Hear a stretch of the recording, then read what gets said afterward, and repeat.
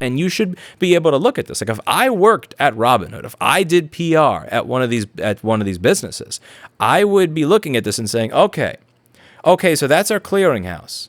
Okay, so so they buy trades from. Okay, so we make most of our money off of the company that bailed out the company who's losing money because too many people are buying the stock that we're about to halt trading. And wait a second, nobody's gonna fucking believe that. We are gonna get sued out of existence. Okay. We have to explain this in a manner that people are actually gonna believe. And you just start out by saying, listen, man, feel free to think that this is some corrupt, smoky backroom bullshit. I probably would believe it too. Here's the way the system works. Here's the position that we're in.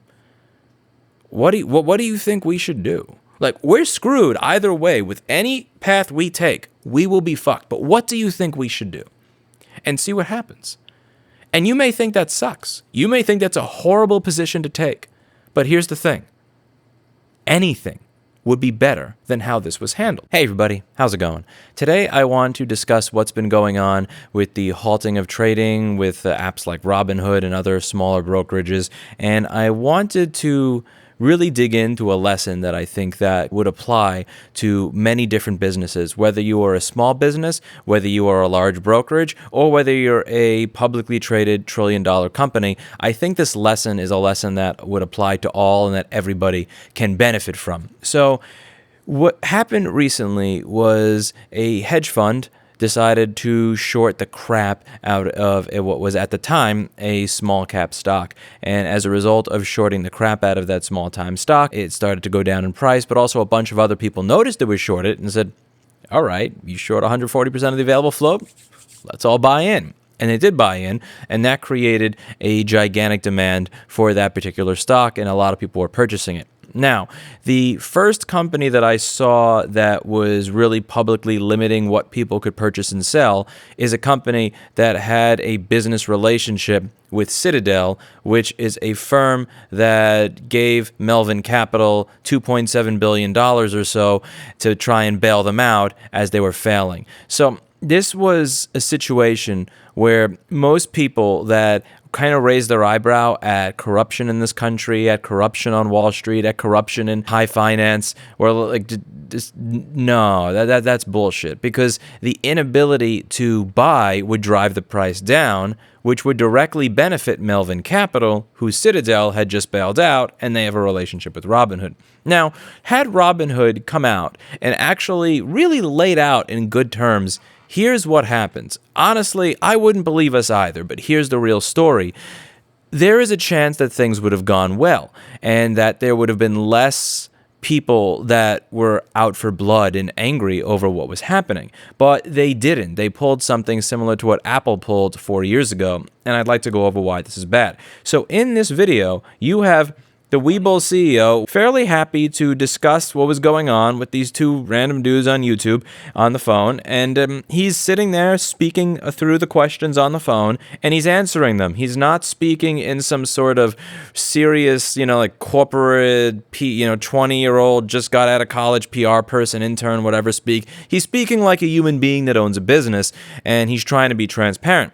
I had my questions. To be clear, I had some serious questions and doubts about some of the answers provided in that interview, as did several of you on my community page. And I still have some doubts about it. But what I will respect is that at the very least, he's willing to at least go out there and explain what's going on.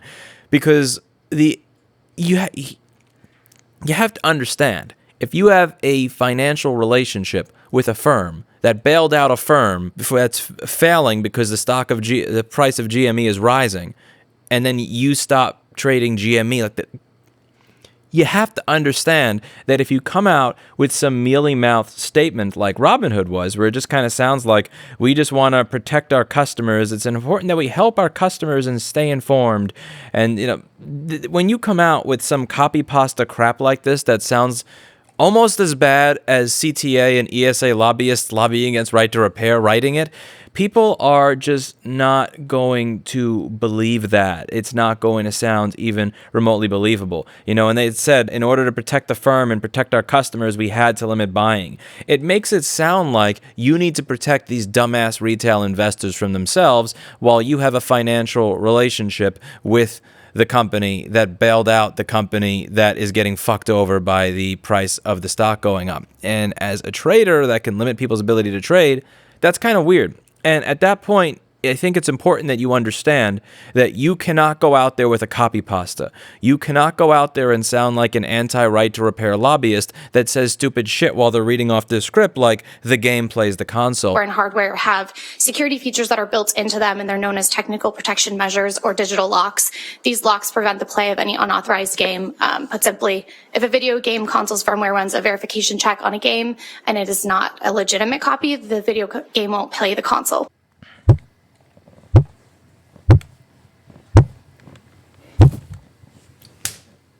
The video game won't play the console. You need to actually have someone who knows what they're talking about get out in front of the issue and explain what's going on.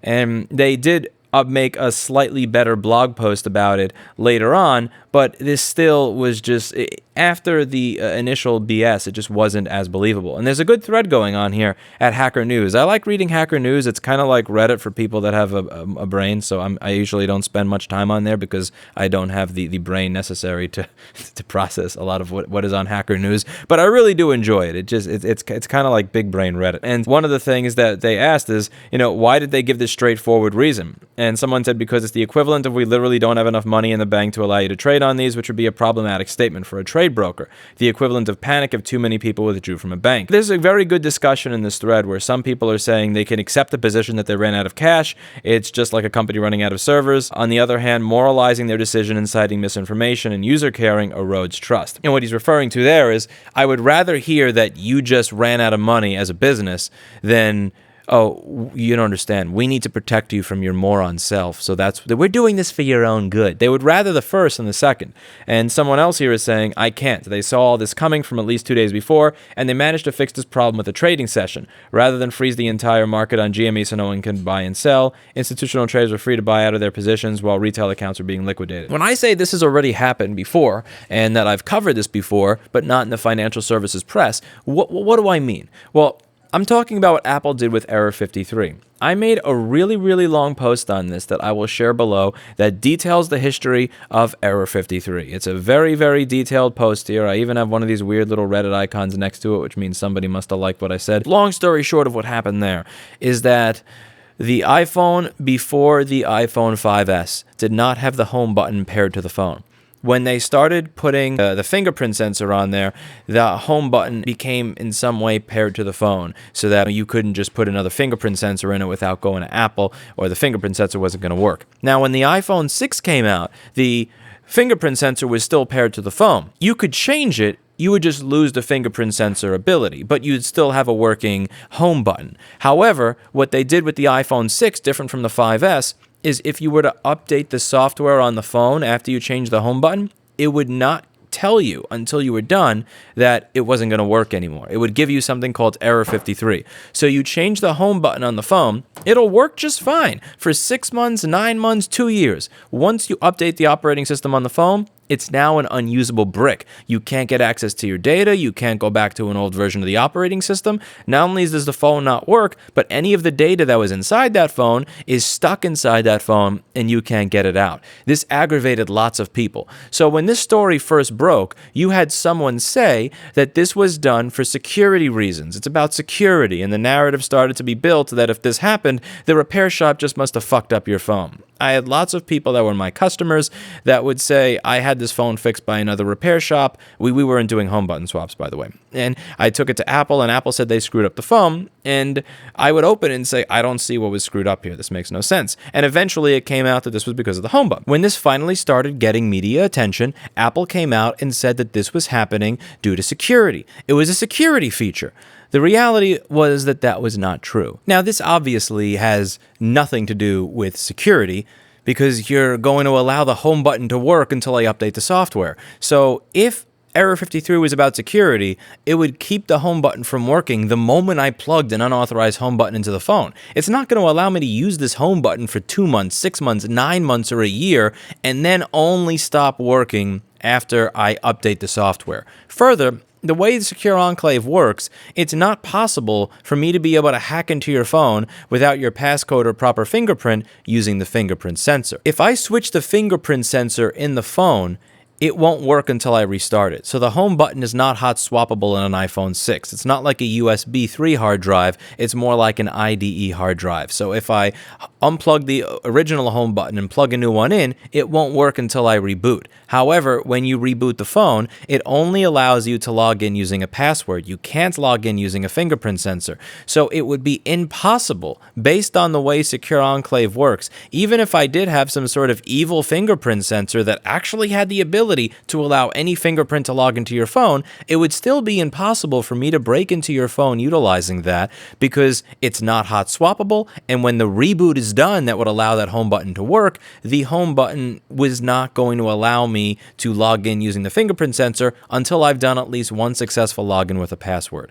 So the idea that this was done for security is complete garbage. If Apple had said anything other than we did that for security and the repair shop must have screwed up your phone, we would have believed that that was not done with malicious intent. The reason that the entire industry and many consumers believe that that was done with malicious intent was because Apple had a history of being very anti-repair, being anti-right to repair, anti-repair shop, anti-third-party repair shop. Even if you're a first-party repair shop, you're very limited in the repairs you can do in these products, and God forbid you actually try to fix your own. The reason that people assumed malintent or something malicious was because the security reason was a lie. So once you lied about it, typically people lie when they're doing something wrong. They lie when they are doing something malicious. So once they lied about that, it was immediately assumed that they were doing it for malicious reasons, especially considering their context as a company. A year later, we were vindicated because a year later, Apple finally actually had someone in the company that knew something about engineering correct the PR jackass that said that and said, yeah, this is a bug. The whole point of Error 53 was so that when the phones are being produced at the factory, if it is misprogrammed or the home button is not matched to the phone, it would not make its way out into the retail world. It would be corrected at the factory. So Error 53 was there for the factory, but it wasn't supposed to make it into final phones. That was a mistake. They released a fix for it, and then I think they wound up paying the Australian government some of $10 or $20 million or something like that in a settlement as a result of it. And they released a program or something on their site that allows you to de-brick your phone if you had Error 53. Now, what they did is they had the PR person come out with a bullshit reason rather than have the engineer come out and actually explain what was going on. So if you're in a situation where there's some egg on your face, before you have the 20-year-old PR intern that has no experience come up with a copy pasta to tell everybody some canned response thing, really think to yourself, in this moment, how can I get out in front of it and tell the truth in a manner where people will actually listen? Because here's the thing. The truth may not be sexy. The truth is not going to be, we care about our customer security, so we purposely... It may be, we left this thing in the phone, we left this bug in the software by mistake, my bad, bro.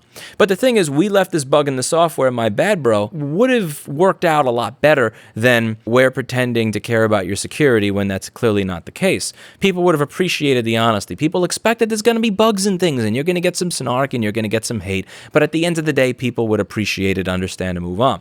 And I think that something similar is going on here. I genuinely believe that if they had said, listen, man, we give you the trades for free. We're not as well capitalized as Chase. This is the way the system works. This is the amount of money that we need to put up for these trades. So we would not be able to make these trades. We would go bankrupt and insolvent as a broker, or our clearinghouse would not accept these, and we have no control over the clearinghouse. We're like the GUI. We're like Handbrake, and the clearinghouse is FFmpeg. You know, they're the ones that do everything. We're just the app that looks pretty and has confetti come up on the screen when you trade. If they had just fallen on their sword and said, here's what's going on, what do you, the users, think we should do? They would have got a lot of hate. People would have said, I wish I knew that you weren't capitalized and set to deal with risks properly prior to choosing you as my broker. But at the end of the day, they would not have been accused, in my opinion, to the extent that they were, of maliciously colluding with market makers to screw over retail traders. Both of those scenarios are bad. Both of them are PR disasters. One is a, listen, shit happens PR disaster, and another is a, we hate you and we'll remember this for the rest of our lives and make sure that you pay for it PR disaster. Which one do you want on your hands? And one thing that I try to do with my own business is anytime there's something like this going on, I always try to get in front of it, to let people know. So if someone says, listen, I saw this repair on YouTube, why don't you do it? I won't say, we cannot guarantee the quality of everything that you see on the internet. We only do things to the highest. I'll just be honest and say, like if someone asks me, why don't you do a RAM upgrade on an A1398 Retina? I'll say, there are 32 chips on this board. If I replace all 32 chips with chips that I got from some random vendor because I often can't buy them from Micron or Samsung, and one doesn't work, how do I figure out which one it is? It's not something that I can make economically viable. And if someone else can make that economically viable, by all means, good for them. I can't figure out how to make this economically viable. I have a never-ending queue of machines to fix that are actually profitable, not machines where people want me to do the upgrade for $150 with $200 worth of chips, and then at the end of it, if it beeps, go through each individual chip one by one to figure out what it is. It would be easier for me to take that response route of saying something along that makes me look better. We cannot vouch for the type of repair work you see here. We only do work to the highest quality standard, so that it seems like I'm better. But I don't. I'll just tell the truth. Listen, you see videos where I do repairs that make me look like I'm really smart, but I have to, at the end of the day, be financially and economically viable. I don't know how to do that in a manner where it's economically viable. If reballing 32 chips and figuring out if it beeps, eeny, meeny, miny, mo, which is the one that doesn't work, I can't figure out how to make that work. I have a lot of other things to do. I'm sorry. Someone else can probably figure out how to make that work. If they figure out how to make it work, they're a better business person than me, and they deserve the business. I can't, so I don't do it. I'm just honest. I'm honest with people. And people. There's a lot of repair shops out there that don't always explain things in those types of terms, and I will try to explain it in those terms. I will try to give people reasons for why things are the way they are. Sometimes people may not accept those reasons. Sometimes people may not like those reasons. I had some gigantic douchebag on Yelp write some fucking 6-paragraph review about how Kevin's a piece of shit because he didn't want to fix a computer that literally dies usually almost every single time a week or two after we fix it. This guy said that he was giving him that he was making these microaggressive facial expressions or some shit like that, which I found funny because Kevin's face is literally covered with a mask right now, so you can't even see him. We try, and 99.9999% of the time, people will appreciate being told the truth, the actual reason, rather than some BS reason. And when you read a lot of the way Robinhood was speaking about this in the beginning of this week, and the way a lot of other brokers were speaking about this in the beginning of this week, they were speaking as if the people that they were speaking to were children that needed to be protected from themselves, that did not really need to be given the reason for what was going on. You should just trust that this is absolutely okay. And you should be able to look at this. Like if I worked at Robinhood, if I did PR at one of these businesses, I would be looking at this and saying, okay, so that's our clearinghouse. Okay, so so they buy trades from. Okay, so we make most of our money off of the company that bailed out the company who's losing money because too many people are buying the stock that we're about to halt trading. And wait a second, nobody's gonna fucking believe that. We are gonna get sued out of existence. We have to explain this in a manner that people are actually gonna believe. And you just start out by saying, listen, man, feel free to think that this is some corrupt, smoky backroom bullshit. I probably would believe it too. Here's the way the system works. Here's the position that we're in. What do you think we should do? We're screwed either way. With any path we take, we will be fucked. But what do you think we should do? And see what happens. And you may think that sucks. You may think that's a horrible position to take. But here's the thing.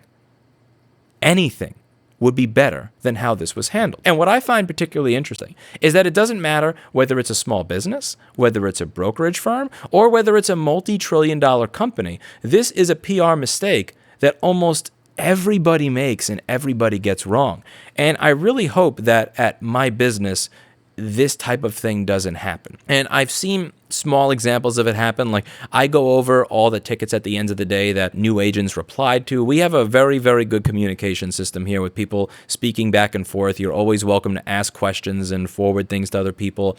And there's every now and then, like, a new person may respond to an inquiry, and they may, in order to keep it from getting to me, give an answer that I'll find that's not perfectly satisfactory, and we will try to correct that immediately. So, and let them know, we don't want to give a random bullshit answer that has nothing to do with reality.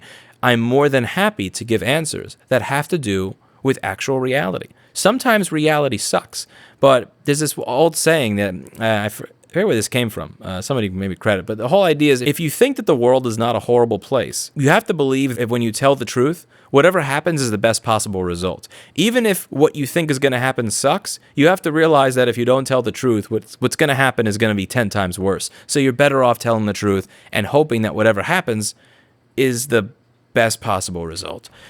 And here, like, this entire week could probably be put into a textbook on how to handle PR as a business and how to handle these types of situations. And as I've said in my old other video, I have a lot of questions on this particular interview. There were items that I did not understand in this particular interview. There are some things that gave me doubt. Like, one of my users here said that long pause at 16:30 when he's asked why everyone but retail traders could still buy was terrific. And there was a lot of stuff in there that was considerably confusing to me, but his firm is going to retain more customers than Robinhood. I guarantee that Webull is going to come out of this not looking as bad as Robinhood, even if they took some of the same actions, because people appreciate being leveled with. They don't wish to be spoken to as if they are children. Hopefully this winds up being a lesson for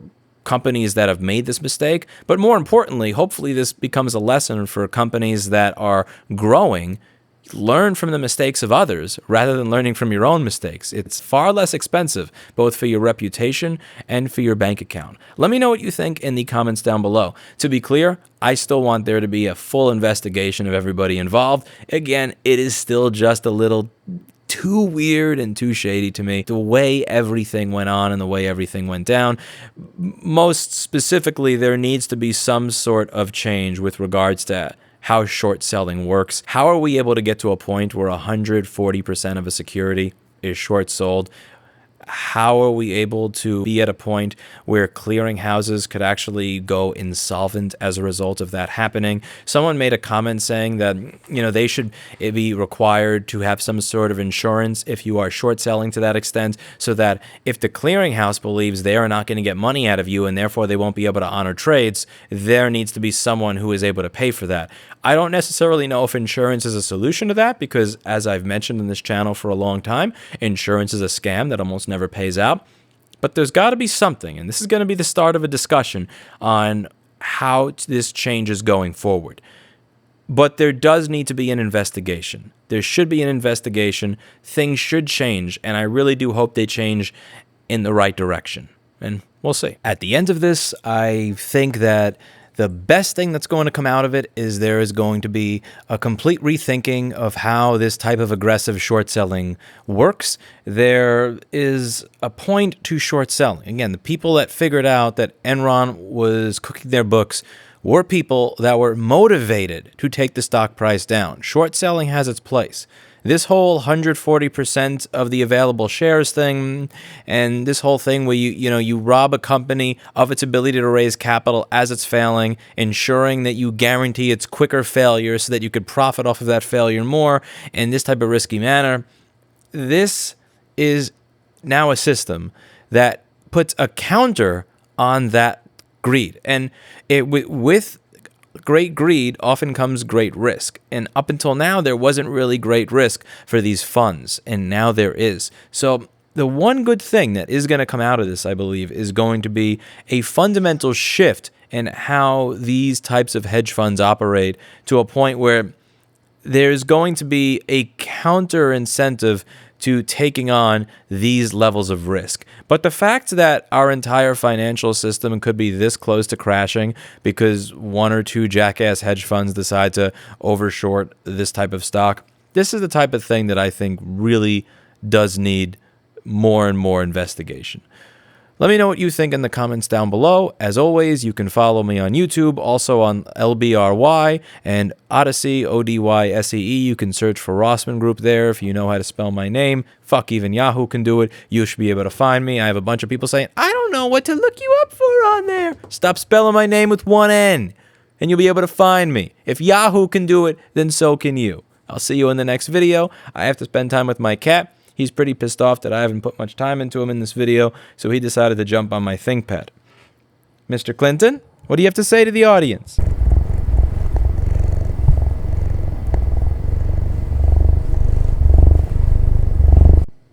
Good kitty. He's purring.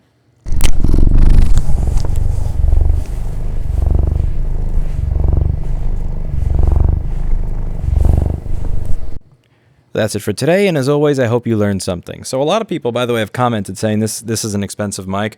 I got this for around $300 on Craigslist. It's an Audio-Technica 4050. It's about 12 years old, and the way that I was able to make it look less like shit. So Ricky Began taught me this trick at Avatar Studios. He's one of the best recording studio technicians that I ever met, and I learned a lot from him. What he would do to the Sennheiser 421s to make them look new is he would hammer them out so the casing and the grill would look new, and then he would take a Sharpie and draw all over it. And he could take like a 30 or 40-year-old Sennheiser MD421 and make it look like he just bought it yesterday. It was absolutely beautiful. So this microphone, when I got it, was a complete, like, banged up looking piece of shit, and you could see the grill had all these marks and scratches on it, but through the magic of a Sharpie and a hammer, it actually looks like I paid $7.99 for it, doesn't it? And it sounds pretty much like an AKG 414, just a lot cheaper. Anyway, okay. Finally going to be done with this video. See you all in the next one. Just thought you'd like to hear Mr. Clinton purring. He's so cute. He's my Clinton.